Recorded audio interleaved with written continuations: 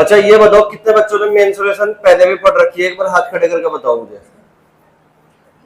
कुछ बच्चों ने पढ़ रखी, सभी बच्चों ने। जो पहली बार पढ़ रहे हैं इस टॉपिक को वो भी हाथ खड़े करके बताओ, जो फर्स्ट टाइम पढ़ रहे हैं। इससे पहले कभी 10th में पढ़ी होगी तुमने, 10th क्लास में, 9th क्लास में पढ़ी होगी, है ना। तो वही टॉपिक है, बस इसको हमें कंपटीशन के हिसाब से पढ़ना है कि किस तरीके से हमें डील करना है, ठीक है ना, क्वेश्चन को। ठीक है, अगर मैं बात करूं उस मेंस्ट्रुएशन के चैप्टर की वेटेज की कि हमारे एग्जाम में कितने क्वेश्चन यहाँ से पूछे जा सकते हैं, ठीक है ना।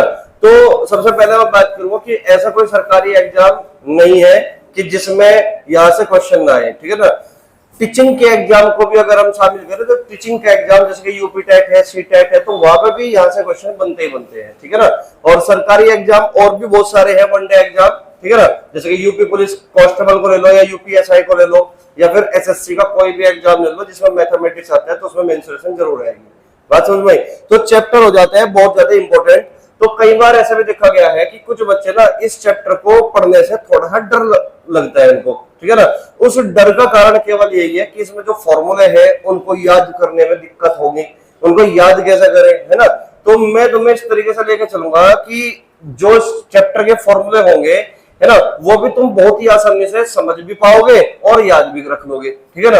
और दूसरी बात यह है कि किसी भी चीज को याद रखने का सबसे बेस्ट तरीका एक ही है, उसके अलावा और कोई नहीं है, वो है प्रैक्टिस। तो जब तुम बार बार क्वेश्चनों की प्रैक्टिस करोगे ना, तो प्रैक्टिस करते करते ही तुम्हें ऑटोमेटिकली फॉर्मूले ऑटोमेटिकली याद हो जाएंगे। बात समझ में आई? ठीक है, तो मेंस्ट्रुएशन आज का टॉपिक होगा, है ना।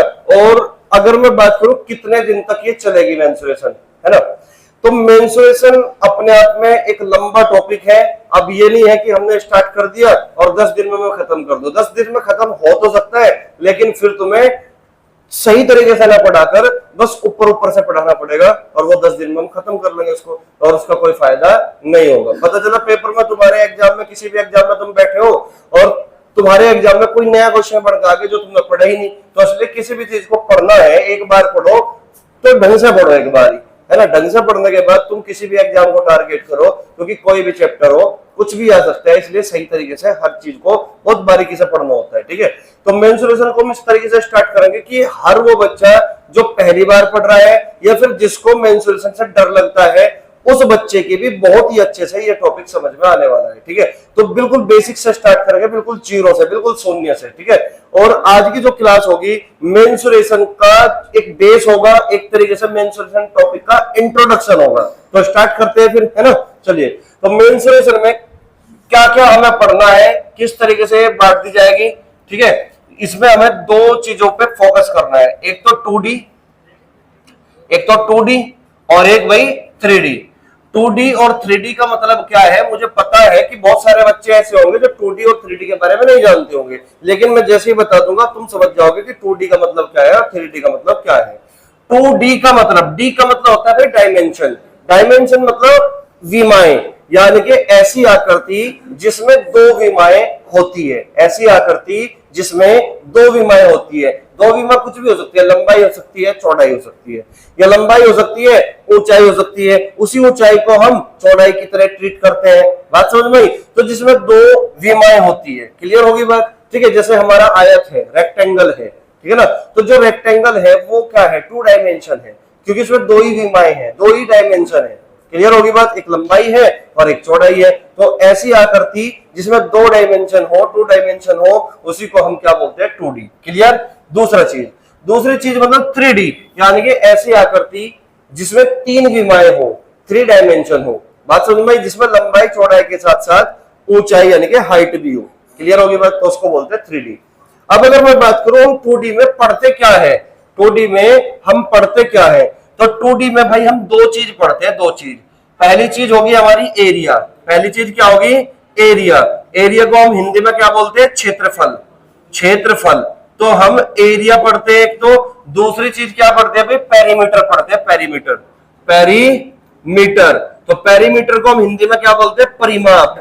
परिमाप। तो हम 2D में क्या क्या पढ़ते हैं, एरिया को पढ़ते हैं, परिमाप को पढ़ते हैं, यानी कि पेरीमीटर को पढ़ते हैं। और एरिया यानी कि क्षेत्रफल को पढ़ते हैं। आकृति कोई भी हो उसके क्षेत्रफल के बारे में बात करेंगे हम। आकृति चाहे कोई भी हो उसके परिमाप के बारे में हम बात करेंगे, पेरीमीटर के बारे में हम बात करेंगे। बात समझ में आई? ठीक है। अगर मैं बात करूं 3D की कि 3D में क्या पढ़ना होता है, तो ठीक इसी प्रकार जिस तरीके से हम 2D में एरिया और पेरीमीटर पढ़ते हैं, तो इसमें हम दो चीजों पर ही डिस्कस करेंगे। पहली चीज क्या होगी? वॉल्यूम। वॉल्यूम वॉल्यूम मतलब आयतन, वॉल्यूम मतलब आयतन। तो आयतन, और दूसरी चीज क्या होगी भाई? दूसरी चीज यहाँ पे एरिया ही पढ़ते हैं। यहाँ पे भी हम दूसरी चीज में क्या पढ़ते हैं? एरिया ही पढ़ते हैं। अब एरिया यानी कि क्षेत्रफल। अब एरिया में क्या पढ़ते हैं भाई? एरिया में क्या पढ़ते हैं? एरिया में हम दो चीज पढ़ते हैं। एरिया में हम दो चीज पढ़ते हैं। पहली चीज क्या होगी? CSA या LSA। CSA या फिर LSA। CSA का मतलब होता है curve surface area. Curve surface area बेटा साथ साथ में लिखना होता है। अब मैं तुम्हें फिर टाइम थोड़े दूंगा अब लिखने के लिए, मतलब लिखवाता चलूंगा, अब तुम बैठे आराम से, है ना। तो CSA और LSA। CSA मतलब कर्व सरफेस एरिया और LSA का मतलब lateral surface area. Lateral surface area. अब देखो, कर्व सरफेस एरिया को हम हिंदी में बोलते हैं वक्र पृष्ठीय क्षेत्रफल। क्या बोलते हैं भाई? वक्र पृष्ठीय क्षेत्रफल। और लेटरल सरफेस को हम हिंदी में बोलते हैं पार्श्व पृष्ठीय क्षेत्रफल। क्या बोलते हैं? पार्श्व पृष्ठीय क्षेत्रफल। यानी कि कोई आकृति हमारी अगर वक्राकार है, परवलयाकार है, समझ रहे बात को, कर्व जैसी है, तो वहां पर क्या निकलते हैं? Curve surface area. जैसे कि सिलेंडर है, तो सिलेंडर की आकृति कैसी है? ऐसे है गोल, तो वक्राकार है, तो वहां पर क्या निकलेगा? Curve surface area. बात समझ में आई? वक्राकार यानी कि कर्व की आकृति जैसी है। और लेटरल सरफेस में क्या होगा? जो प्लेन सरफेस होता है, समतल प्लेन सरफेस, उसको हम बोलते हैं पार्श्व पृष्ठीय क्षेत्रफल। और इसी को हम यहाँ पे LSA को हम यहाँ पे चार दीवारों का क्षेत्रफल भी बोल सकते हैं। जैसे कि हमारा ये रूम है, ये क्यूबॉइड की आकृति की तरह है, तो इसमें चार दीवारों का क्षेत्रफल अगर हमें निकालना है, उसी को हम लेटरल सरफेस एरिया भी बोलते हैं, पार्श्व पृष्ठीय क्षेत्रफल भी बोलते हैं, चार दीवारों का क्षेत्रफल भी बोलते हैं। बात समझ में आई यहाँ पे? ठीक है। अब अगर मैं बात करूं TSA, total surface area, TSA total surface area, इसको हम क्या बोलते हैं भाई? हिंदी में संपूर्ण पृष्ठीय क्षेत्रफल। क्या बोलते हैं? संपूर्ण पृष्ठीय क्षेत्रफल। क्लियर होगी बात यहाँ पे? तो भाई एरिया में हमें पढ़ना है CSA या LSA और यहाँ पे पढ़ना है TSA। कोई दिक्कत तो नहीं। तो भाई ये चीज हमें मेंसुरेशन में पढ़ना है, और ये चीज अगर हमने बढ़िया तरीके से सीक्वेंस बाय सीक्वेंस ढंग से एक बार पढ़ ली, तो तुम किसी भी एग्जाम में बैठ जाओ, चाहे छोटा एग्जाम हो चाहे बड़ा एग्जाम हो। और मैं पढ़ाने की भी कोशिश इसी तरीके से करूंगा कि चाहे छोटा एग्जाम हो चाहे SSC का कोई भी बड़ा एग्जाम हो, हर एग्जाम को टारगेट करते हुए चीजों को लेकर आगे बढ़ेंगे। ये नहीं कर रहा मैं कि चलो भाई 2 महीने बाद यूपी पुलिस का पेपर है तो थोड़ा सा पढ़ लेंगे, जरा सा पढ़ लेंगे, कि यूपी पुलिस के एग्जाम में जो क्वेश्चन होंगे वो तो किसी को भी नहीं पता ना किस तरह के क्वेश्चन आ सकते हैं। हो सकता है कि पेपर थोड़ा टफ कर दे। हमने तो आसान आसान पढ़ा था, पेपर में थोड़ा ठीक लेवल का क्वेश्चन आ गया, पता चला तुम कर ही नहीं पाए। तो हमें एक योद्धा की तरह रणभूमि में उतरना है, ये नहीं कि भाई बार बार पढ़ेंगे चीजों को, तो एक बार ही ढंग से पढ़ना है, ठीक है ना। तो टाइम लगेगा, ये नहीं कि 10 दिन में मैं खत्म कर दूंगा, हो सकता है 1 महीना चल जाए। बात समझ में आई? 1 महीना चल जाए ये चैप्टर। और 2D और 3D अपने आप में बड़ा टॉपिक है, छोटा मोटा टॉपिक नहीं है। क्योंकि इसके अंदर अगर मैं बात करूं सबसे पहले 2D की, क्योंकि हम सबसे पहले 3D से पहले 2D पढ़ते हैं, समझ रहे बात को। 2D के बेस पर ही 3D के फॉर्मूले बनते हैं, जनरेट होते हैं। क्लियर होगी बात? ठीक है। तो सबसे पहले हमें पढ़ना है 2D को। इसको तुमने नोट कर लिया होगा स्ट्रक्चर को कि हमें पढ़ना क्या है, कर लिया होगा, ठीक है। तो अगर मैं सबसे पहले बात करूं किसकी? 2D की, कि भाई इसमें हमें पढ़ना क्या है, इसमें हमें पढ़ना क्या है। देखिएगा, मैं यहां पे लिख रहा हूं 2D में हमें पढ़ना क्या क्या है। तो सबसे पहले हम जो पढ़ने वाले हैं वो पढ़ने वाले हैं ट्राइंगल। वो पढ़ने वाले हैं भाई ट्राइंगल, हिंदी में क्या बोलते हैं? त्रिभुज। सबसे पहले हम त्रिभुज पढ़ेंगे इसमें, समझ रहे बात को। त्रिभुज ही क्यों पढ़ेंगे? हमने रेक्टेंगल क्यों नहीं पढ़ा सबसे पहले? क्योंकि रेक्टेंगल के अंदर भी त्रिभुज का प्रयोग होता है, तो इसलिए हम पहले त्रिभुज ही स्टार्ट करेंगे। क्योंकि इस तरीके से स्टार्ट कर रहे हैं कि सीक्वेंस एक टच में पढ़े चीजों को, समझ रहे बात को, रिलेट करते हुए चीजों को पढ़े आगे, ठीक है। तो ट्राइंगल में भी हम 6 तरह के त्रिभुज पढ़ेंगे भाई, 6 तरह के त्रिभुज। पहला त्रिभुज क्या होगा? न्यून कोण त्रिभुज। दूसरा समकोण त्रिभुज। तीसरा ऑब्ट्यूज एंगल ट्राइंगल यानी कि अधिक कोण त्रिभुज। समबाहु त्रिभुज, समद्विबाहु त्रिभुज और विषमबाहु त्रिभुज यानी कि एक्यूट एंगल ट्राइंगल, दूसरा right angle triangle, obtuse angle triangle, equilateral triangle, isosceles triangle और स्केलन ट्राइंगल। तो इस तरीके से हम 6 त्रिभुज यहाँ पे पढ़ने वाले हैं, बात समझ में आई? ठीक है, और उसी के साथ साथ हम यहाँ पे कंसेप्ट भी पढ़ेंगे, है ना, और उनके ऊपर क्वेश्चन भी करेंगे। ठीक है, चलिएगा। दूसरा चैप्टर हमारा क्या होगा? दूसरा चैप्टर होगा हमारा रेक्टेंगल।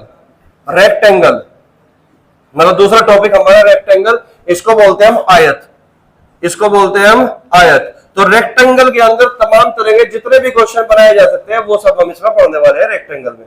ठीक है, ठीक। इसी के बाद हम पढ़ने वाले हैं तीसरा टॉपिक हमारा क्या होगा? स्क्वायर। तीसरा टॉपिक हमारा होगा स्क्वायर। स्क्वायर को हम हिंदी में क्या बोलते हैं भाई? वर्ग बोलते हैं। स्क्वायर को हम हिंदी में क्या बोलते हैं? वर्ग बोलते हैं। ठीक है ना, तो वर्ग के अंदर जितने भी तरह के क्वेश्चन बनाए जा सकते हैं वो हम इसमें पढ़ने वाले हैं, बात समझ में आई? ठीक है, उसके बाद हम चौथा टॉपिक जो हमारा होगा, इसके बाद हमारा टॉपिक होगा रोम्बस।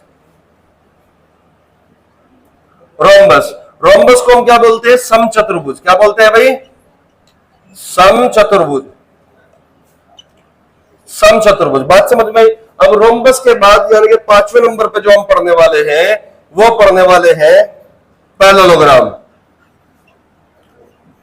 पैरेललोग्राम, पैरेललोग्राम को क्या बोलते हैं? समांतर चतुर्भुज। समांतर चतुर्भुज, समांतर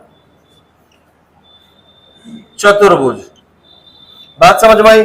उसके बाद जो छठे नंबर पे हम पढ़ने वाले हैं, इसके बाद हम पढ़ने वाले हैं ट्रेपीजियम। ट्रेपीजियम का नाम सुना होगा तुमने, समलंब बोलते हैं उसको हिंदी में, समलंब। ठीक है ना, तो लिखिएगा ट्रेपीजियम। ट्रेपीजियम हिंदी में बोलते हैं इसको समलंब। और उसके बाद 7वें नंबर पे हम पढ़ने वाले हैं किसको? क्या रह गया? सर्किल रह गया, वृत्त रह गया। तो सर्किल लिखेगा, सर्किल यानी कि वृत्त। और 8वें नंबर पर हम पढ़ने वाले हैं, क्या पढ़ने वाले हैं? रेगुलर। रेगुलर पॉलीगन में क्या पढ़ने वाले? समषटभुज बोलते हैं जिसको, रेगुलर हेक्सागन। क्या बोलते हैं? Regular hexagon. तो लिखिए रेगुलर हेक्सागन, इसको बोलते हैं समषटभुज। समषटभुज। हालांकि रेगुलर हेक्सागन रेगुलर पॉलीगन के अंतर्गत ही आते हैं, समबाहुभुज के अंतर्गत ही आता है। तो रेगुलर हेक्सागन के साथ साथ हम टच करेंगे रेगुलर पॉलीगन के क्वेश्चन को भी। ठीक है ना, उसमें 2-3 फॉर्मूले हैं वो भी हम इसमें टच कर लेंगे इसी के साथ साथ। ठीक है ना, उसके बाद हमारा जो टॉपिक होगा नोवा, नोवा टॉपिक मैं इधर लिख रहा हूं। तो नोवा टॉपिक जो होगा हमारा वो होगा मिसलेनियस क्वेश्चन। Miscellaneous question. अब मिसलेनियस क्वेश्चन क्यों लेता हूं मैं हर बार? उसका कारण है भाई, कई बार क्या होता है हम जो टॉपिक पढ़ते हैं उसमें कुछ क्वेश्चन जो है दूसरी आकृति को भी टच करेंगे। मान के चलो हमने पढ़ा रेक्टेंगल, और रेक्टेंगल का और सर्किल को मर्ज करके एक क्वेश्चन बना दिया गया। रेक्टेंगल को और सर्किल को मर्ज करके एक क्वेश्चन बना दिया गया जिसमें रेक्टेंगल भी होगा और उसमें वृत्त का भी जिक्र होगा। समझ रहे बात को? उसमें ट्राइंगल का भी जिक्र होगा। तो ऐसे सवाल को हम किस में ले लेंगे भाई? मिसलेनियस क्वेश्चन में ले लेंगे। पहले हम ये टाइप पढ़ेंगे, ट्राइंगल कंप्लीट पढ़ लेंगे, फिर रेक्टेंगल कंप्लीट पढ़ लेंगे, स्क्वायर कंप्लीट पढ़ लेंगे, फिर इनमें 2-2 आकृति 3-3 आकृति को मर्ज करके जो सवाल बनाए जा सकते हैं उसको हम रखेंगे मिसलेनियस क्वेश्चन के अंतर्गत। बात समझ में आई? तो इस तरीके से मैं कह सकता हूं कि 2D के अंदर हम कुल 9 टॉपिक पढ़ने वाले हैं, और एक टॉपिक अपने आप में काफी अच्छा महत्व रखता है, बड़ा टॉपिक है। इसलिए मैं पहले ही कह चुका कि भाई टाइम लगेगा। ये नहीं है कि हवा में क्वेश्चन हो जाएंगे तो टाइम लगेगा, तो तुम्हें टाइम के हिसाब से ही इसको प्रैक्टिस भी करना है और जो है इनको बढ़िया तरीके से याद भी रखना है जो उसके अंदर फॉर्मूले होंगे। समझ रहे बात को? तो आज की जो क्लास होगी हम स्टार्ट जो करने जा रहे हैं वो करने जा रहे हैं भाई सबसे पहले ट्राइंगल। बात समझ में आई? ट्राइंगल, तो ट्राइंगल से स्टार्ट करेंगे। ये अब तक इंट्रोडक्शन हो गया, तो स्टार्ट कर दो ट्राइंगल। तो ट्राइंगल अपनी कॉपी पे हेडिंग लगा लो भाई सबसे पहले। ठीक है, देखिए आज का जो टॉपिक होगा वो स्टार्ट होगा किससे? ट्राइंगल से। तो ट्राइंगल अपनी कॉपी पे हेडिंग लगा लिया होगा तुमने। ठीक है, अब सबसे पहले हम समझेंगे कि ट्राइंगल होता क्या है, त्रिभुज होता क्या है। देखो नाम से ही स्पष्ट है, त्रिभुज। त्रिभुज का मतलब 3, त्रि का मतलब 3 और भुज का मतलब भुजा। भुजा मतलब इंग्लिश में क्या बोलते हैं? भुजा को साइड बोलते हैं। यानी कि एक ऐसी आकृति जो 3 भुजाओं अर्थात 3 साइड से घिरी हुई हो। तीन भुजाओं से घिरी हुई हो, उसी को हम क्या बोलते हैं, त्रिभुज बोलते हैं। और इसी प्रकार ट्रायंगल की अगर मैं बात करूं, ट्राई का मतलब तीन, एंगल का मतलब कोण, यानी कि ऐसी आकृति जिसके अंतर्गत तीन कोण हो, तीन एंगल हो। बात समझ में आई? यानी कि कुल मिलाकर मैं कह सकता हूं कि एक ऐसी आकृति जो तीन भुजाओं अर्थात तीन साइड से घिरी हुई हो और साथ में उसके अंदर तीन कोण हो। और जाहिर सी बात है, जब कोई आकृति तीन साइड से घिरेगी तो कोण भी तो कितने होंगे, तीन ही तो होंगे, तो उसे क्या बोलते हैं, त्रिभुज बोलते हैं, ट्रायंगल बोलते हैं। अब अगर मैं बात करूं ट्रायंगल की, कि ट्रायंगल के टाइप कितने हैं, ट्रायंगल के टाइप कितने हैं, तो ट्रायंगल केवल दो प्रकार का है, इसके केवल दो टाइप है। अब दो टाइप कौन कौन से है वो यहाँ पे लिख लोगे तुम। पहला टाइप क्या होगा, पहला टाइप हो गया भाई, यहाँ पे लिखो पहला टाइप। तो पहला टाइप हो गया बेस्ड ऑन एंगल, कोण पर आधारित, क्योंकि दो चीजें हैं भाई हमारे पास ट्रायंगल में, एक साइड है और दूसरी एंगल है, तो इसलिए हमने ट्रायंगल को दो भागों में बांट दिया। ठीक है, पहला भाग क्या होगा, based on angle, based on angle यानी कि कोण पर आधारित, बेस्ड ऑन एंगल लिख लेना, कोण पर आधारित। बात समझ में आई? दूसरा टाइप क्या होगा, दूसरा टाइप होगा बेस्ड ऑन साइड्स, यानी कि भुजाओं पर आधारित। तो दूसरा यहां पर लिख लो based on sides, based on sides यानी कि भुजाओं पर आधारित। बात समझ में आई? अब अगर मैं बात करूं भाई कि बेस्ड ऑन एंगल, ये कितने प्रकार के होंगे, तो एंगल पर आधारित तीन प्रकार के त्रिभुज है। एंगल पर आधारित कितने प्रकार के त्रिभुज होंगे, तीन प्रकार के। तो इसके भी कितने टाइप हुए, तीन टाइप हुए। इसके भी कितने टाइप हुए भाई, तीन टाइप हुए इसके भी। बात समझ में आई? और अगर मैं बात करूं बेस्ड ऑन साइड की भुजाओं पर आधारित कितने त्रिभुज बनाए जा सकते हैं, तो ये भी कितने प्रकार के होंगे, तीन प्रकार के होंगे। तो इसके भी कितने प्रकार, तीन टाइप, तीन टाइप्स। बात समझ में आई? ये भी तीन प्रकार के हमारे होंगे। बात समझ में आई? तो सबसे पहले जो हम पढ़ने वाले हैं वो पढ़ने वाले हैं भाई बेस्ड ऑन एंगल, कोण पर आधारित त्रिभुज। बात समझ में आई? तो अपनी कॉपी पे हेडिंग लगा लो भाई। सबसे पहले कौन सा लगाओगे, based on angle, based on angle. अब तीन टाइप के मैंने तुम्हें बताया इसमें, तो पहला टाइप क्या होगा, पहला टाइप होगा भाई एक्यूट एंगल ट्रायंगल, न्यून कोण त्रिभुज, बीएसीडी। ठीक है, बीएसीडी, ठीक है ना। तो ध्यान दो यहाँ पे बेस्ड ऑन एंगल की मैं बात कर रहा हूं, बेस्ड ऑन एंगल यानी कि कोण पर आधारित की मैं बात कर रहा हूं। तो ये तीन तरह के त्रिभुज यहाँ पे बनेंगे। तो पहला त्रिभुज क्या बनेगा, acute angle triangle, acute angle triangle. बात समझ में आई? इसको हिंदी में लिख लेना न्यून कोण त्रिभुज, न्यून कोण त्रिभुज लिख लेना तुम खुद से, न्यून कोण त्रिभुज। बात समझ में आई? ठीक है। अब अगर मैं बात करूं दूसरा त्रिभुज कौन सा होगा, दूसरा त्रिभुज होगा राइट एंगल ट्रायंगल अर्थात समकोण त्रिभुज, समकोण त्रिभुज। लिखो जल्दी से, right angle triangle, right angle triangle, क्या लिखोगे, समकोण त्रिभुज। लो लिख देता हूं मैं न्यून कोण त्रिभुज, न्यून कोण त्रिभुज, और इसको लिखो समकोण त्रिभुज, समकोण त्रिभुज। ठीक है भाई। तीसरा त्रिभुज होगा हमारा ऑब्ट्यूज एंगल ट्रायंगल यानी कि अधिकोण त्रिभुज, obtuse angle triangle, obtuse angle triangle. इसका मतलब क्या होगा, अधिक कोण, अधिक कोण त्रिभुज। मतलब यहां तक कोई दिक्कत तो नहीं है किसी को? ठीक है। तो हम सबसे पहले जो पढ़ने वाले हैं वो पढ़ने वाले हैं एक्यूट एंगल ट्रायंगल को। तो यहां पे अपनी कॉपी पे हेडिंग लगा लेना acute angle triangle, acute angle triangle यानी कि न्यून कोण त्रिभुज, न्यून कोण त्रिभुज। ये भाई हेडिंग लगा के लिख लेना, ठीक है ना, न्यून कोण त्रिभुज। क्लियर होगी बात?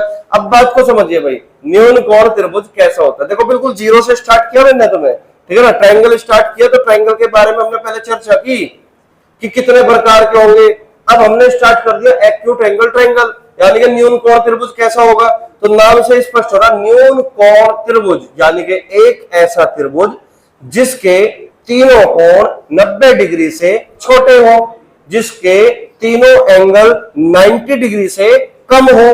बात समझ में? तो लिखिएगा एक ऐसा त्रिभुज, एक ऐसा त्रिभुज यानी कि ट्रायंगल, एक ऐसा त्रिभुज जिसके तीनों कोण, जिसके तीनों कोण यानी कि तीनों एंगल क्या हो, 90 डिग्री से कम हो, 90 डिग्री से 90 डिग्री से कम हो। ठीक है ना, एक ऐसा त्रिभुज जिसके तीनों कोण 90 डिग्री से कम हो। जैसे यहां पे एक ट्रायंगल हमने बना लिया, ये ट्रायंगल है भाई कौन सा, ए बी और सी, ए बी और सी। तो याद रहे ए के सामने वाली जो साइड होगी वो क्या होगी, स्मॉल ए के सामने वाली जो साइड होगी उसकी जो साइड बीसी की जो लंबाई होगी वो क्या होगी, स्मॉल ए। बी के सामने की जो साइड होगी वो क्या होगी, स्मॉल बी। सी के सामने की जो साइड होगी वो क्या होगी, स्मॉल सी। क्लियर होगी बात? अब मैं बात कर रहा हूं किसकी, एंगल ए की, एंगल बी की और एंगल सी की। तो मैंने ये कहा कि एक ऐसा त्रिभुज जिसके तीनों कोण 90 डिग्री से छोटे हो, तीनों एंगल क्या हो, 90 डिग्री से कम हो। तो इसका मतलब यहां पर क्या होगा, एंगल ए, एंगल बी और एंगल सी, ये तीनों के तीनों जो एंगल है वो 90 डिग्री से कम है, 90 डिग्री से छोटे हैं। मेरी बात समझ में आई? तो इसी त्रिभुज को हम क्या कहते हैं, न्यून कोण त्रिभुज कहते हैं, एक्यूट एंगल ट्रायंगल कहते हैं। यहां तक किसी बच्चे को कोई समस्या तो नहीं है, बताओ जल्दी से, कोई दिक्कत तो नहीं आई? ठीक है, तो इधर से मैं रफ कर दूं अब। ठीक है, तो अब यहां से नोट कर लेना, ये हमारा पॉइंट क्लियर हुआ, इंट्रोडक्शन पार्ट चला हुआ है त्रिभुजों का। अभी क्वेश्चन नहीं मैं स्टार्ट कर रहा, क्योंकि क्वेश्चन पे जाने से पहले, है ना, रणभूमि उतरने से पहले हमें क्या करना पड़ेगा, योद्धा बनना पड़ेगा। यानी कि एक तरीके से बेस को मजबूत करना पड़ेगा। क्वेश्चन पे जाना है तो बेस तो पढ़ लो पहले, बेस क्या है। ठीक है ना, तो मैं क्वेश्चन सिक्वेंस में तुम्हें कराऊंगा, लिखूंगा बल्कि यहाँ पे क्वेश्चन। ठीक है, चलिएगा तो आगे बढ़ो। दूसरा त्रिभुज कौन सा है भाई हमारा, right angle triangle, right angle triangle. तो लिखिएगा यहां पे दूसरे वाला त्रिभुज right angle triangle, right angle triangle यानी कि समकोण त्रिभुज, समकोण त्रिभुज। अब समकोण त्रिभुज क्या होगा, ध्यान दो। देखिए समकोण त्रिभुज का मतलब है कि एक ऐसा त्रिभुज, ध्यान से सुनना, बात नहीं करनी, एक ऐसा त्रिभुज जिसका कोई एक कोण कितने का हो, 90 डिग्री का हो। बात समझ में? तो लिखिएगा एक ऐसा त्रिभुज, एक ऐसा त्रिभुज यानी कि ट्रायंगल जिसका एक कोण, जिसका एक कोण, जिसका एक कोण 90 डिग्री हो, 90 डिग्री हो, जिसका एक कोण 90 डिग्री हो। बात समझ में आई? ठीक है, अब बात को समझो भाई, आगे बढ़िए यहां से, जिसका एक कोण 90 डिग्री हो। अब जैसे मैं यहाँ पे कोई डायग्राम बना रहा हूं इस तरीके से, ये हमारा कोई डायग्राम है, ठीक है ना, इस तरीके से, ये ए है, ये बी है और ये सी है। तो मैंने कहा कि एक कोण 90 डिग्री का होगा वो समकोण त्रिभुज कहलाएगा। तो 90 डिग्री का कोण कौन सा होगा, ये वाला हो गया। बात समझ में? एंगल सी हो गया हमारा 90 डिग्री का कोण। ठीक है, तो ए के सामने की साइड कौन सी होगी, ए के सामने की साइड कौन सी होगी, ए। बी के सामने की साइड कौन सी होगी, बी। सी के सामने की साइड कौन सी होगी, सी। तो यहां पे क्या हुआ, जो एंगल सी है वो क्या है, 90 डिग्री का है, 90 डिग्री का कोण है। तो एक कोण क्या होना चाहिए, 90 डिग्री का होना चाहिए, तो ही वो समकोण त्रिभुज बनेगा। तीनों में से कोई एक कोण 90 डिग्री के बराबर हो। और तुम्हें पता होना चाहिए कि जो हमारी पाइथागोरस प्रमेय है, पाइथागोरस थ्योरम है, वो हमेशा समकोण त्रिभुज में ही लगाई जाती है। तो नोट करके ये भी लिख लो, इस बात को भी लिख लो, यहाँ पे अगले पॉइंट में लिख लो, बोल दो। देखिए पाइथागोरस थ्योरम, लिखिए पाइथागोरस थ्योरम हमेशा समकोण त्रिभुज में ही लगाई जाती है। नोट करके लिख लेना इस बात को कि पाइथागोरस थ्योरम हमेशा समकोण त्रिभुज में ही लगाई जाती है। पाइथागोरस प्रमेय यानी कि थ्योरम हमेशा समकोण त्रिभुज में ही लगाई जाती है। अब पाइथागोरस थ्योरम है क्या? पाइथागोरस थ्योरम कितने बच्चे नहीं जानते? वो केवल वो हाथ खड़े जो बच्चे नहीं जानते। एक बार हाथ खड़े करो। जानते हो? इधर सब जानते हो? पाइथागोरस बेटे जानते हो? नहीं जानते। देखिए पाइथागोरस थ्योरम होती क्या है, बात को समझना। पाइथागोरस थ्योरम है, तुमने पढ़ा होगा 9th 10th क्लास में जब तुमने ट्रिग्नोमेट्री पढ़ी होगी।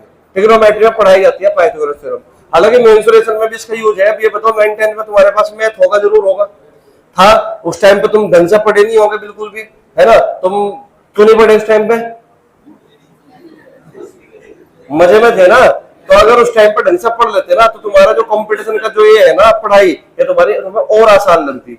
अब उस टाइम पे पता क्या रहता है? उस टाइम पे रहता है कि भाई चलो ठीक है 10th में आ गई, 10th निकल जाओ किसी तरीके से, भगवान का नाम जपते रहो और 10th पास करते रहो, इस तरीके से काम चल रहा था। मतलब कभी कभी ऐसा लगता है 12वीं में जाके कि बस 12वीं वाली पढ़ाई हमारी लास्ट है, फिर उसके बाद हम कॉलेज में पहुंच जाएंगे। और कॉलेज में तो मजे ही मजे है। जब कॉलेज में पहुंच जा फिर लगे हर सेमेस्टर के पेपर देते हुए कहने लगा बस ये किसी तरीके से पढ़ाई खत्म हो जा, उसके बाद हम जो है कुछ और करेंगे। जब नौकरी के लिए पढ़ोगे, नौकरी ऐसे थोड़ी मिल जाएगी तुम्हें कि नौकरी खाया और हलवा है, इस तरीके से थोड़ी। तो नौकरी के लिए भी तो मेहनत कर रहे हो ना तुम।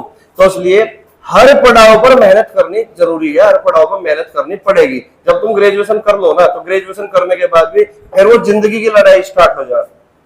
समझ रहे बात को? और ये जो फिलहाल तुम्हारी ये चल रही ना, ये मान के चलो ये तुम्हारी लास्ट पढ़ाई है, इसके बाद तुम्हें कुछ नहीं पढ़ना। और इसमें पूरी शिद्दत के साथ मेहनत कर दो, सरकारी नौकरी मिल ही जाएगी। अब फिर तुम्हें लगेगा सरकारी नौकरी जब मिल जाएगी ना तुम्हें लगेगा फिर ऐसे जब तुम नौकरी में चले जाओगे ना फिर नई कठिनाइयों की सामना करना पड़ेगा तुम्हें। फिर तुम्हें लगेगा कि यार नौकरी फालतू में हम बेचैन हो रहे थे इस नौकरी के लिए, ये तो बहुत बेकार नौकरी है। क्योंकि तुम किसी भी सरकारी एम्प्लॉयमेंट से मिल लेना, वो कभी भी अपनी नौकरी बढ़िया नहीं बताता। खासकर बेल्ट वाला जो आदमी होगा वो तो बताता है निकलना सबसे बुरी नौकरी है। समझ रहे बात को? मिल लो तो बात करना खुद से, ठीक है ना? हमेशा दूसरे की चीज अच्छी लगती है, कहना भाई तेरी नौकरी अच्छी है, मेरी नौकरी से बढ़िया तेरी नौकरी अच्छी है, तो इस तरीके से। तो ये तो चलते ही रहेगा। जब भी तो बोलते हैं जिंदगी एक सफर है और ये सफर चलते ही रहेगा जब तक मृत्यु न हो जाए। और लास्ट स्टॉप हमारा क्या है? मृत्यु है। कड़वी सच्चाई है। जिसने जन्म लिया वो इस दुनिया को छोड़कर जाने वाला ही है, ठीक है ना? अब ये सफर चल रहा है, इस सफर को तुम चाहे तो हंस के तय कर लो, चाहे तुम रो के तय कर लो, चाहे दुखी हो के तय कर लो। समझ रहे बात को? तो वो चीज है। कई बार ऐसा होता है कि भाई कोई तुम्हारे सामने समस्या आ गई, कोई तुम्हारे सामने क्या आ गई? समस्या आ गई। अब समस्या आ गई तो तुम क्या करोगे? चिंता में पड़ जाओगे कैसे होगा। तो क्या तुम्हारे पास उस समस्या का समाधान है? नहीं। अगर नहीं है समाधान, तो जब समाधान ही नहीं है तो फिर चिंता काहेगी? बोलो, चिंता है फिर छोड़ दो। जब समाधान ही नहीं है, होना ही नहीं समाधान, तुम्हारे बस की है ही नहीं जब कुछ, तो फिर चिंता किस चीज की? छोड़ दो चिंता को, व्यर्थ बेकार चिंता कर रहे हो। अगर तुम्हारे पास उस समस्या का समाधान है क्या? अगर है फिर चिंता कहेगी, जब समाधान हो ही जाएगा। समझ रहे बात को? तो कुल मिलाकर बात यह है, चिंता तो करनी ही नहीं। समझ रहे बात को? तो पढ़ाई कर रहे हो तो बिल्कुल दिल खुश हो गया, मतलब करते रहो, है ना? अपना कर्म करते रहो, फल की चिंता करनी नहीं। अपना आप ही फल अच्छा होगा जब तुम कर्म अच्छा करोगे। कर्म ही तुम्हारे बुरे हैं तो फल कैसा अच्छा मिलेगा? फल भी फिर सड़ा वही मिलेगा अगर कर्म बेकार है, ठीक है ना? चलो खैर आ जाओ अपने टॉपिक पे। टॉपिक से थोड़ी देर के लिए हम भटक गए थे। तो हम यहाँ पे बात करते पाइथागोरस प्रमेय हमेशा समकोण त्रिभुज में लगाई जाती है, इस पर हम बात करते। अब पाइथागोरस प्रमेय होती क्या है? देखिएगा, पाइथागोरस प्रमेय का मतलब है आधार का स्क्वायर प्लस लंब का स्क्वायर बराबर होता है कर्ण के स्क्वायर के। अब देखिए ये जो है ना, ये तो क्या है? बेस है। ये क्या है? बेस है भाई। इसको हम हिंदी में बोलते हैं आधार। और ये क्या है भाई? हमारा लंब है, ये परपेंडिकुलर है। क्या है भाई? परपेंडिकुलर, इसको बोलते हैं हम लंब। समझ रहे बात को? इसको बोलते हैं हम आधार। और ये क्या है भाई हमारा? ये है हमारा कर्ण, यानी कि हाइपोटेनियस यानी कि कर्ण। तो कुल मिलाकर बात यह है, पाइथागोरस प्रमेय है आधार का स्क्वायर प्लस लंब का स्क्वायर बराबर होता है कर्ण के स्क्वायर के। क्लियर होगी बात? आधार के स्क्वायर प्लस लंब का स्क्वायर बराबर होता है कर्ण के स्क्वायर के, यानी कि base square plus perpendicular square equal to hypotenuse square. Clear होगी बात यहाँ पे? ठीक है, तो यहाँ पे क्या है, बेस ए है और लंब क्या है, बी है, तो ए स्क्वायर प्लस बी स्क्वायर बराबर सी स्क्वायर। ठीक है ना? और ये बात तुम्हें याद रखनी है हमेशा, 90 डिग्री के सामने वाली जो साइड होती है वो हमेशा हाइपोटेनियस कहलाती है, वो हमेशा कर्ण कहलाती है। क्लियर होगी बात? और किसी समकोण त्रिभुज में सबसे बड़ी जो साइड होती है वो हाइपोटेनियस ही होती है। बात समझ में आई? वो क्या होती है, हाइपोटेनियस ही होती है। क्लियर है मेरी बात? और इस बात का उल्टा भी ट्रू होगा। उल्टा क्या ट्रू होगा कि यदि किसी त्रिभुज में सबसे बड़ी भुजा का वर्ग, सबसे बड़ी साइड का वर्ग बाकी बची दो भुजाओं के वर्गों के योगफल के बराबर हो जाए तो इस बात का मतलब है त्रिभुज राइट एंगल ट्रायंगल है। केवल समकोण त्रिभुज में ही पाइथागोरस प्रमेय का प्रयोग होगा, अन्यथा नहीं होगा। मेरी बात समझ में आई तुम्हारे? कोई दिक्कत तो नहीं है? तो किसी भी चीज को अगर सीधा पढ़ रहे तो उसका उल्टा भी सत्य होता है हमेशा, कि भाई ये किस त्रिभुज में लगाया, समकोण त्रिभुज में लगाया।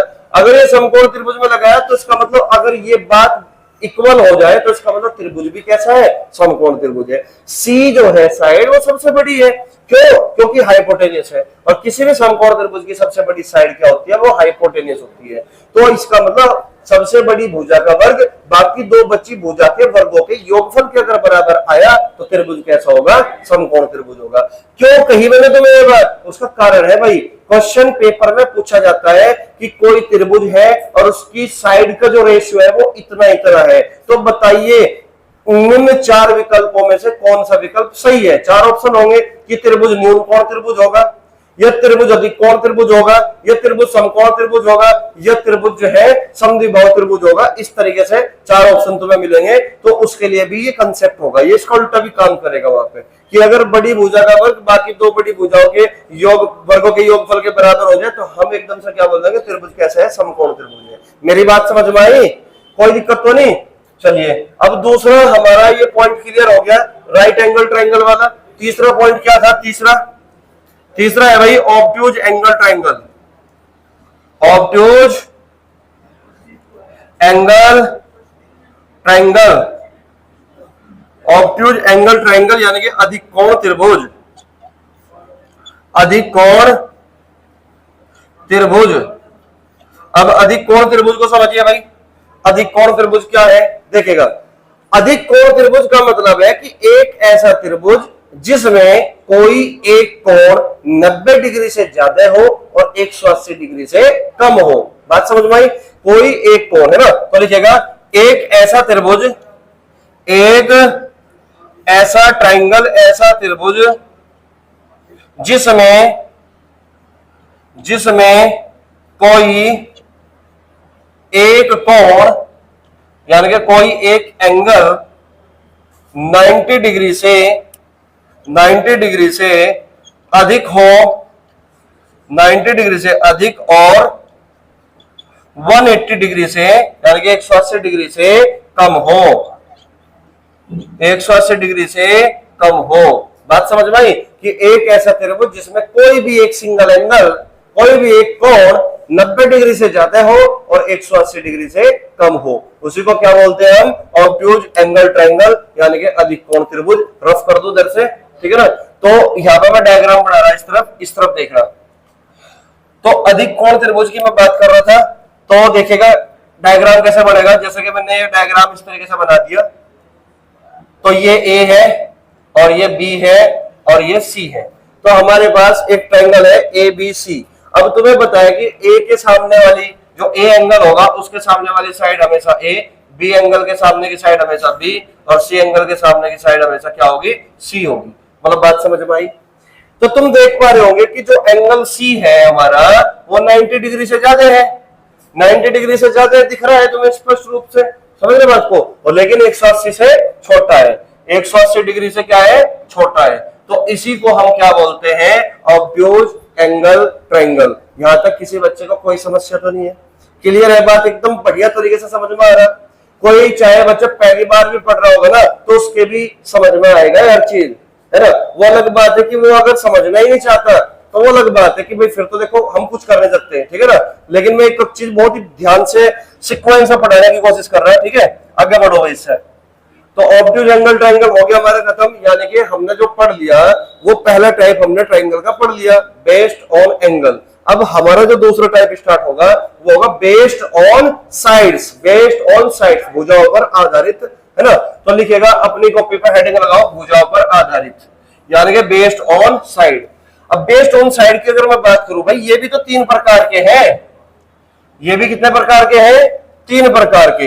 लिख लीजिएगा based on side, based on sides यानी कि भुजाओं पर आधारित। ये 3 प्रकार के मैंने तो बताए थे, 3 टाइप है इसके भी, 3 टाइप, ठीक है ना। पहला टाइप क्या है भाई? पहला टाइप है इक्विलेटरल, इक्विलेटरल ट्राइंगल। इसको हिंदी में क्या बोलते हैं? समबाहु त्रिभुज, समबाहु त्रिभुज। और दूसरा क्या है भाई हमारा? दूसरा है हमारा आइसोसेल्स ट्राइंगल, आइसोसेल्स यानी कि समद्विबाहु त्रिभुज, आइसोसेल्स ट्राइंगल यानी कि समद्विबाहु त्रिभुज, समद्विबाहु त्रिभुज। और तीसरा क्या था हमारा? तीसरा था भाई scalene triangle, scalene triangle. Scalene triangle को हम हिंदी में बोलते हैं विषमबाहु त्रिभुज, विषमबाहु त्रिभुज, विषमबाहु त्रिभुज। बात समझ में आई? तो ये 3 प्रकार के बेस्ड ऑन साइड्स भुजाओं पर आधारित होते हैं, ठीक है। अब सबसे पहले हम जो पढ़ने वाले हैं वो पढ़ने वाले हैं इक्विलेटरल ट्राइंगल, इक्विलेटरल ट्राइंगल, ठीक है ना। तो पहला हेडिंग है हमारा इक्विलेटरल ट्राइंगल, इक्विलेटरल ट्राइंगल यानी कि समबाहु त्रिभुज। अब बात को समझो भाई, हम जो इक्विलेटरल ट्राइंगल पढ़ रहे हैं यहाँ पे तो केवल शुरुआती दौर में केवल और केवल इसका इंट्रोडक्शन पढ़ेंगे। हालांकि इक्विलेटरल ट्राइंगल हमें अलग से भी पढ़ना है, क्योंकि हम ट्राइंगल पढ़ रहे हैं तो इक्विलेटरल ट्राइंगल को भी हम अलग से पढ़ेंगे, है ना। समद्विबाहु त्रिभुज यानी कि आइसोसेल्स ट्राइंगल को भी हम अलग से पढ़ने वाले हैं, स्केलन ट्राइंगल को भी हम अलग से पढ़ने वाले हैं, ठीक है। यहाँ पे जो मैं तुम्हें बता रहा हूँ बेस्ड ऑन साइड, ये केवल एक ट्राइंगल का ये इंट्रोडक्शन है, शुरुआत है, शुरुआती दौर में चल रहे हैं अभी हम। फिर एक एक चीज करके हमें अलग से पढ़ना है ताकि हम हर टाइप का क्वेश्चन अच्छे से कर पाए और कम समय में कर पाए, क्योंकि हमें अभी तो फॉर्मूले भी जानने हैं इसके कि समबाहु त्रिभुज का क्षेत्रफल क्या होगा, area of equilateral triangle, parameter of equilateral triangle, ये सारी चीजें हम जो है वहां पे जब पढ़ेंगे समझेंगे, ठीक है ना। इक्विलेटरल ट्राइंगल की क्या क्या एप्लीकेशन होगी वो सब चीज हम जानेंगे, ठीक है ना। तो इक्विलेटरल ट्राइंगल यानी कि देखो हिंदी से बात को समझो, समबाहु त्रिभुज। सम का मतलब क्या है? समान। बाहु का मतलब क्या है? भुजा, यानी कि एक ऐसा त्रिभुज जिसकी तीनों भुजाएं समान हो। तो लिखिए एक ऐसा त्रिभुज जिसकी तीनों भुजाएं समान हो। एक बात और सुनना भाई, अगर तीनों भुजाएं समान हो जाती है तो फिर तीनों कोण भी तो समान होंगे। अगर किसी भी त्रिभुज की तीनों भुजाएं गलती से भी समान होगी ना तो इस बात का मतलब है उसके तीनों कोण भी समान ही होते हैं फिर। तो लिखिएगा एक ऐसा त्रिभुज, एक ऐसा त्रिभुज जिसकी तीनों साइड्स व तीनों एंगल समान हो, इक्वल हो। तीनों भुजाएं और तीनों कोण क्या हो? इक्वल हो, यानी कि समान हो। बात समझ में आई? ठीक है ना। अब बात को समझना भाई, ये हमारा कोई ट्राइंगल है ए बी सी।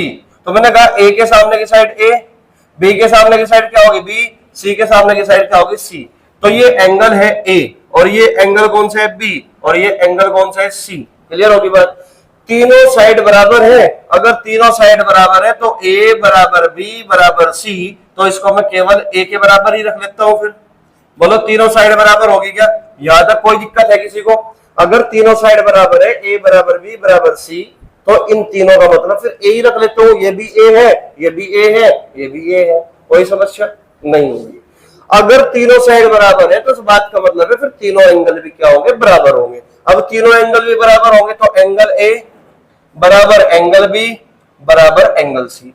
तो ये बराबर होंगे, बराबर का निशान है यहाँ पे, बराबर एंगल ए बराबर एंगल बी एंगल सी। तो ए बी सी ये तीनों एंगल बराबर होंगे। और तुम्हें ये बात पता होगी ऑलरेडी। बेटा तुम बताओ किसी भी त्रिभुज के तीनों कोणों का योगफल क्या होता है? सम ऑफ एंगल। बताओ किसी भी त्रिभुज के तीनों कोणों का योगफल। पता ही नहीं तुम्हें इस बात कभी? अरे किसी भी कोई भी त्रिभुज हो, उसके तीन कोण होंगे, तीनों कोणों का योगफल क्या होगा? तुम बताओ पंडित जी। 180 180। समझ रहे बात को? तो sum of angle in any triangle is equal to 180 degree. बात समझ में आई? तो किसी भी त्रिभुज के तीनों कोणों का योगफल क्या होगा? 180 डिग्री होता है। अब मुझे एक बात बताओ, अगर तीनों कोणों का योगफल 180 है और ये तीनों कोण बराबर है तो 60 60 60 में बटेंगे कि नहीं? तो इसका मतलब ये 60 के इक्वल होगा। प्रत्येक कोण किसके बराबर होगा? 60 डिग्री के बराबर होगा। बात समझ में आई? क्लियर है? मेहनत कर ले, मेहनत पढ़ ले घर जाके। अभी अल्लड़ उम्र है, मुझे दिख रहा तुम अभी ये मान के चलो अभी तुम 12वीं करके आए शायद, मुझे लग रहा है ना। तो 12वीं करके आए तो कोई बात नहीं, पढ़ना पड़ेगा। अगर सरकारी नौकरी चाहिए, तुम्हारे माँ बाप तुम्हें पूरी जिंदगी नहीं पाल सकते। अब पालने में कोई दिक्कत नहीं है, लेकिन तुम्हें मेहनत करनी पड़ेगी। कल को तुम्हें अपने बच्चे भी तो पालने, फिर अच्छा नहीं करनी है भाई। फिर तो एंगल ए बराबर एंगल बी बराबर एंगल सी बराबर किसके? 60 डिग्री के। कोई दिक्कत तो नहीं। तो ये हमारा इक्विलैटरल ट्रायंगल के बारे में हमारा जो बेसिक इंट्रोडक्शन था वो हुआ खत्म। अब नंबर किसका है भाई? Isosceles triangle. Isosceles triangle. तो मैं इसको रफ कर दूं, अगर नोट कर लिया हो तो कर लिया नोट? रफ कर दूं भाई? चलिए अब देखिए, इधर से मैं नोट इधर से कर रहा रफ। आइसोसेल्स ट्रायंगल तो लिखेगा दूसरा समद्विबाहु त्रिभुज। आइसोसेल्स ट्रायंगल यानी कि समद्विबाहु त्रिभुज। देखिए मैंने हिंदी में क्या लिखा? समद्विबाहु त्रिभुज। देखिए जरा क्या मतलब हुआ इस बात का? इस बात का मतलब क्या हुआ? सम का मतलब समान, द्वि का मतलब दो, बाहु का मतलब यानी कि एक ऐसा त्रिभुज जिसकी कोई भी दो भुजाएं समान हो। कोई भी दो भुजाएं समान हो। समझ रहे बात को? तो लिखिएगा एक ऐसा त्रिभुज, एक ऐसा त्रिभुज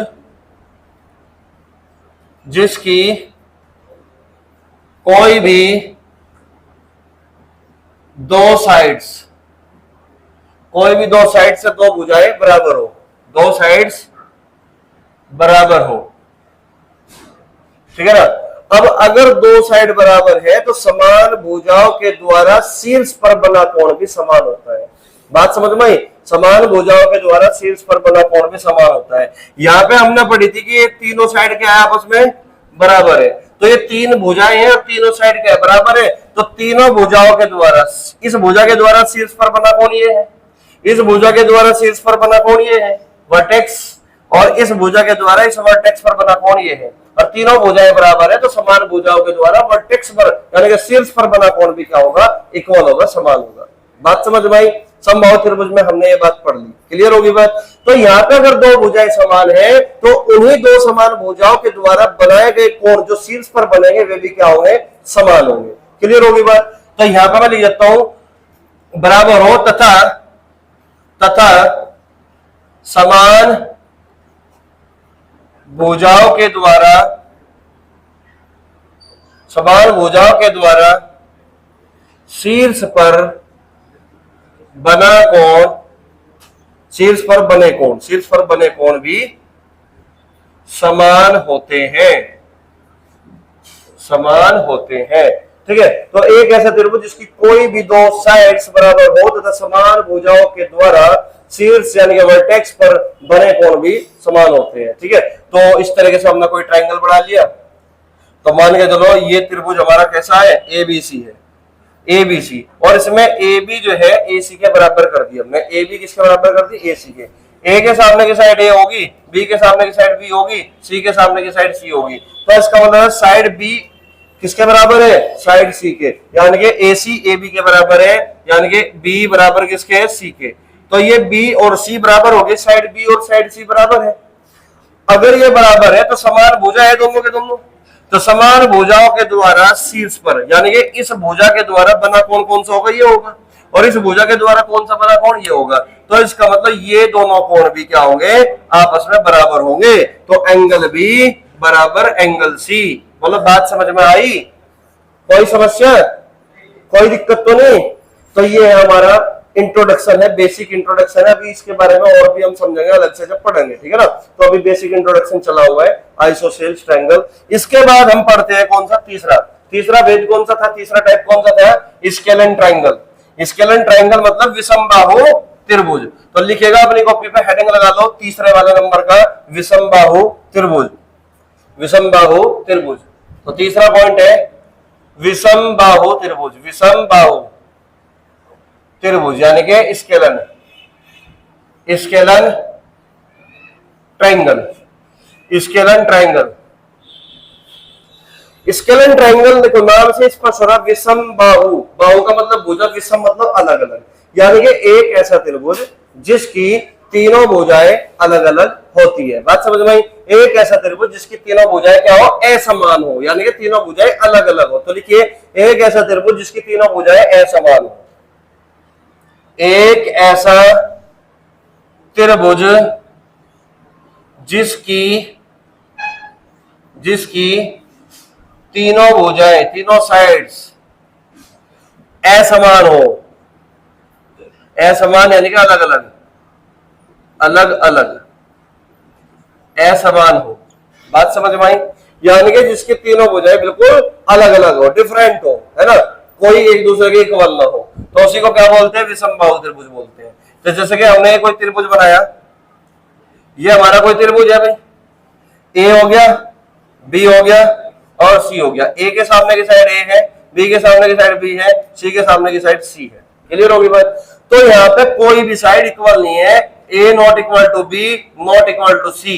तो ये कंडीशन बनेगी, कोई भी साइड एक दूसरे के इक्वल नहीं है, A not equal to B not equal to C, कोई भी एक दूसरे के बराबर नहीं है। और अगर कोई भी साइड एक दूसरे के बराबर नहीं है तो इस बात का मतलब है कि असमान भुजाओं के द्वारा, असमान भुजाओं के द्वारा वर्टेक्स पर बनाए कोण भी असमान होंगे। क्लियर है मेरी बात, ठीक है। तो इस बात का मतलब होगा कि जो एंगल ए होगा वो not equal to angle B के, not equal to angle C के। तो तीनों कोण भी क्या होंगे, अलग अलग होंगे। क्लियर होगी बात। तो तीन कंडीशन भाई हमने पढ़ ली। पहली कंडीशन क्या थी, बेस्ड ऑन साइड्स पे, कि तीनों भुजाएं बराबर है। अगर तीनों भुजाएं बराबर है तो समान भुजाओं के द्वारा शीर्ष पर बना कोण भी क्या होगा, समान होगा। फिर हमने पढ़ा कि दो भुजाएं बराबर है, दो साइड बराबर है, तो इसका मतलब समान भुजाओं के द्वारा शीर्ष पर बने दो कोण भी क्या होंगे, बराबर होंगे। तीसरा कंडीशन हमने क्या पढ़ी कि कोई भी भुजा समान नहीं है, तो इसका मतलब असमान है, तो असमान भुजाओं के द्वारा शीर्ष पर बने कोण भी क्या होंगे, असमान होंगे। बात समझ में आई। इस तीन के अलावा कोई और कंडीशन बन सकती है क्या, या तो तीनों भुजाएं बराबर हो सकती है, या कोई दो भुजा बराबर हो सकती है, या फिर तीनों भुजाएं असमान हो सकती है। इन तीन के अलावा और कोई कंडीशन नहीं बनाई जा सकती। तो तीन ट्रायंगल हमने भुजाओं पर पढ़ लिए और तीन ट्रायंगल हमने किस पर पढ़े, कोणों पर आधारित, जिसमें हमने पढ़ा कि तीनों कोण 90 डिग्री से छोटे हो सकते हैं, या कोई एक कोण 90 डिग्री का हो सकता है, या फिर एक कोण अधिक कोण यानी कि 90 से बड़ा हो, 180 से छोटा हो। अब तुम्हें बता, अगर 180 कर दे तो ट्रायंगल बनना इम्पॉसिबल है, तो फिर तीन भुजाओं से गिरेगा ही नहीं। तो इसका मतलब तीन ही कंडीशन कोण पर बन सकती है, इसके अलावा कंडीशन नहीं बन सकती, क्योंकि अगर इसके अलावा कंडीशन बनाओगे तो इसका मतलब ट्रायंगल बनना पॉसिबल नहीं है। मेरी बात समझ में आई, कोई दिक्कत तो नहीं। तो अगला नोट करके लिखेगा, अगला नोट करके लिखो। जैसे कि इस तरह के बच्चे भी बहुत सारे मिल जाए जिसे ये नहीं पता होता कि किसी भी त्रिभुज के तीनों कोणों का योगफल 180 होता है, तो उस बात को लिख लो, ठीक है ना। जब हम कभी ज्योमेट्री पढ़ेंगे तो मैं इस बात को प्रूफ कर दूंगा कि 180 डिग्री होता क्यों है। अभी केवल हमें उतना ही पढ़ना है जितना हमें सरकारी नौकरी के लिए जरूरत है। तुम्हें ना तो कोई मैथमेटिशियन बनना, तुम्हें एक सरकारी नौकरी चाहिए, तो उतना ही पढ़ो, ठीक है ना। कभी ज्योमेट्री की क्लास कभी चलेगी तो मैं प्रूफ करके दिखा दूंगा कि 180 क्यों होते हैं। क्लियर होगी बात यहां तक। इसका रफ कर दूं मैं, ठीक है। चलिए इसको मैं कर देता हूं रफ। तो लिखेगा, नोट लगाओ, नोट, नोट में लिखिए किसी भी त्रिभुज के तीनों कोणों का सम, किसी भी त्रिभुज के तीनों कोणों का सम यानी कि योग हमेशा 180 डिग्री होता है। किसी भी त्रिभुज के, किसी भी त्रिभुज के तीनों कोणों का योगफल हमेशा 180 डिग्री होता है। ठीक है ना। जैसे ये हमारा कोई त्रिभुज है, एंगल, ये एंगल ए है, ए बी सी त्रिभुज है, ये एंगल बी है और ये एंगल सी है। तो angle A plus angle B plus angle C बराबर किसके? 180 डिग्री के। बोलो मेरी बात समझ में आई? तो ये बात मैंने तुम्हें समझा दी है, बता दी कि तीनों कोणों का योगफल 180 होता है। किसी बच्चे को कोई दिक्कत तो नहीं है, किसी को कोई डाउट तो नहीं है? ठीक है, तो चलिए एक क्वेश्चन करेंगे भाई फिर। ठीक है ना, यहां तक अगर बात समझ में आई तो एक क्वेश्चन करेंगे। तो उसको नोट कर लिया तुमने? कर लो नोट जल्दी से, कर लिया नोट। चलिए मैं एक क्वेश्चन लिख रहा हूं यहाँ पे। तो क्वेश्चन नंबर 1 है हमारे सामने। क्वेश्चन में कहा गया यदि एबीसी एक त्रिभुज है जिसमें angle B greater than angle C, यानी कि एंगल बी बड़ा है एंगल सी से, तब इसमें से कौन सा विकल्प सही है? 4 ऑप्शन हमारे पास है और ये डायग्राम ऑलरेडी हमें दे रखा है। बिल्कुल आसान सवाल है। तो कितने बच्चों का आंसर आ गया? ऑप्शन सी कह रहे हैं बच्चे, ऑप्शन सी कह रहे हैं ना। तो कितने कितने बच्चों का इधर से आया? Option C. तो बिल्कुल सही जवाब है ऑप्शन सी। ठीक है ना। अब बात को समझना, जिसका नहीं आया वो ध्यान देना। ठीक है ना, वो ध्यान देना जिसका नहीं आया। देखिए जरा, ये कह रहा है कि यदि एबीसी एक त्रिभुज है, तो हमें पता है भाई, बात नहीं, एबीसी एक त्रिभुज है, सबको पता है, कोई दिक्कत नहीं है। ठीक है, तो जिसमें एंगल बी एंगल सी से बड़ा है, तो ये वाला जो एंगल है, एंगल बी जो है वो किससे बड़ा है? एंगल सी से बड़ा है, एंगल सी से बड़ा है। तो इनमें से कौन सा विकल्प सही है? और ये साइड ए है, ये साइड बी है और ये साइड सी है।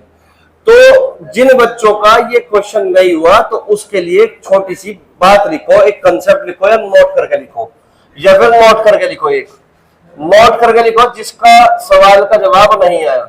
लिखेगा लिखेगा किसी भी त्रिभुज की, लिखे किसी भी त्रिभुज की किसी भी त्रिभुज में सबसे बड़े कोण के सामने की भुजा सबसे बड़ी। लिखेगा किसी भी त्रिभुज में किसी भी त्रिभुज में किसी भी त्रिभुज में सबसे बड़े कोण, सबसे बड़े कोण के सामने की साइड सबसे बड़ी व सबसे छोटे कोण के सामने की साइड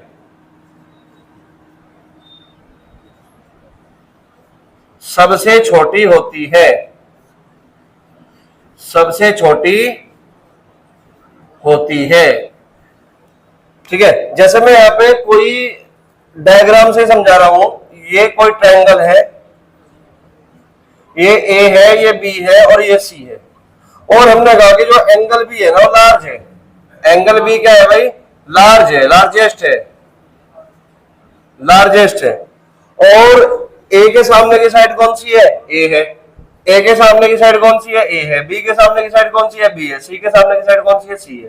तो मैंने कहा कि जो सबसे बड़ा कोण होगा, जो सबसे बड़ा एंगल होगा, उसके सामने की साइड हमेशा सबसे बड़ी होती है, और जो सबसे छोटा कोण होता है उसके सामने की साइड हमेशा सबसे छोटी होती है। और इस बात का उल्टा भी ट्रू है। उल्टा का मतलब जो सबसे बड़ी साइड होगी उसके सामने वाला कोण सबसे बड़ा, और जो सबसे छोटी साइड होगी उसके सामने वाला एंगल जो होगा वो सबसे छोटा होगा। तो इस बात का उल्टा भी हमेशा ट्रू होता है। तो अगर एंगल भी लार्जेस्ट है ना, तो साइड बी क्या होगी?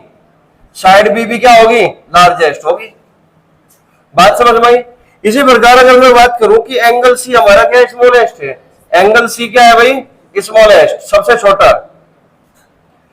तो साइड कौन सी सबसे छोटी? साइड सी। तो साइड सी भी क्या होगी? स्मॉलेस्ट होगी। ये बात बताओ सबके समझ में आई क्या? तो याद रखनी है ये बात कि सबसे बड़े कोण के सामने की भुजा सबसे बड़ी और सबसे छोटे कोण के सामने की भुजा सबसे छोटी। और इस बात का उल्टा भी ट्रू कि सबसे बड़ी भुजा के सामने का कोण सबसे बड़ा और सबसे छोटी भुजा के सामने का कोण सबसे छोटा। छोटा समझ में आया? कोई दिक्कत? ठीक है, तो हम इसी कंसेप्ट के आधार पर इस क्वेश्चन को करेंगे। बात समझ में आई? कैसे करेंगे ध्यान से सुनना। भाई मुझे ये बात पता है कि ये हमें डायग्राम दे रखा है और इसमें एक कोण जो है एंगल ए जो है 60 डिग्री ऑलरेडी दे रखा है, और हमें इस बात का भी पता है कि किसी भी त्रिभुज के तीनों कोणों का योगफल हमेशा कितना होता है, 180 होता है। 180 में से 60 तो ये है, तो बचा कितना, 120। इसका मतलब इन दोनों का जो सम होगा, एंगल बी और एंगल सी का जो योगफल होगा वो 120 होगा, 120 होगा। बोलो बात सही है क्या, 120 होगा, कोई दिक्कत तो नहीं है। तो अगर मैं थोड़ी देर के लिए ये वाली बात भूल जाऊं, angle B greater than angle C, तो इन दोनों का योगफल कितना है, 120 है। और 120 को अगर मैं बराबर बराबर बांट दूं तो ये 60, ये भी 60 का हो जाएगा, ये भी 60, ये भी 60 का हो जाएगा। लेकिन ये कह रहा कि बी बड़ा होना चाहिए सी से, बी बड़ा होना चाहिए सी से, तो मैं 60-60 जो बांट रहा था इसमें से एक कम करके इसे 61 कर दूं और इसे 59 कर दूं, लेकिन योगफल 120 ही रहना चाहिए, योगफल 120 ही रहना चाहिए। इसे 62 कर दो, इसे 58 कर दो, क्या दिक्कत है, समझ रहे हो आपको, इसे 63 कर दो, इसे 57 कर दो, क्या दिक्कत है। तो अपनी मर्जी से तुम कुछ भी मान सकते हो एंगल बी को और एंगल सी को, बस शर्त ये है कि दोनों कोणों का योगफल 120 होगा। समझ रहे बात को, दोनों कोणों का योगफल कितना होगा, 120 ही होगा। और एंगल बी को एंगल सी से बड़ा भी रखना है हमें। तो मैंने क्या किया, 120 को 60-60 बांटने की बजाय 61 कर दिया, 59 कर दिया, बी बड़ा है अब भी। और हमने ये कंसेप्ट अभी पढ़ा था कि सबसे बड़े कोण के सामने की भुजा सबसे बड़ी और सबसे छोटे कोण के सामने की भुजा सबसे छोटी। क्लियर है बात यहाँ पे। अब तुम मुझे खुद बता दो, इन तीन कोण को देख के सबसे बड़ा कोण कौन सा होगा, एंगल बी होगा सबसे बड़ा। तो सबसे बड़ा अगर ये है तो सबसे बड़ी भुजा भी कौन होगी, बी। तो सबसे बड़ी भुजा ये होगी बी। बात समझ में आई। सबसे छोटा कोण कौन सा है, सी। तो सबसे छोटी भुजा कौन सी होगी, सी। तो सबसे इधर सी रहना चाहिए, तो सी इधर है। समझ रहे बात को। तो सबसे बड़ी भुजा, फिर उससे छोटी भुजा, सबसे छोटी भुजा, तो कथन सत्य कौन सा हुआ, सी हुआ। अब मुझे बताओ, लॉजिकल क्वेश्चन हमने किया, समझ में आया किस तरीके से हमें करना होता है सवाल को। तो ये मेंसुरेशन में ट्रायंगल का सबसे पहला क्वेश्चन स्टार्ट किया आज हमने, कोई दिक्कत है। और कल हम फिर जो है कंसेप्ट भी पढ़ते रहेंगे, साथ साथ में क्वेश्चन भी पढ़ते रहेंगे, एक सीक्वेंस वे में हम क्वेश्चन को पढ़ेंगे। अब ये बताओ, सभी बच्चों के मेंसुरेशन समझ में आई जितना आज पढ़ाया, कोई दिक्कत तो नहीं है, क्लियर है बात यहाँ तक। तो चलिए फिर मिलते हैं अगली क्लास में, तब तक के लिए जय हिंद जय भारत।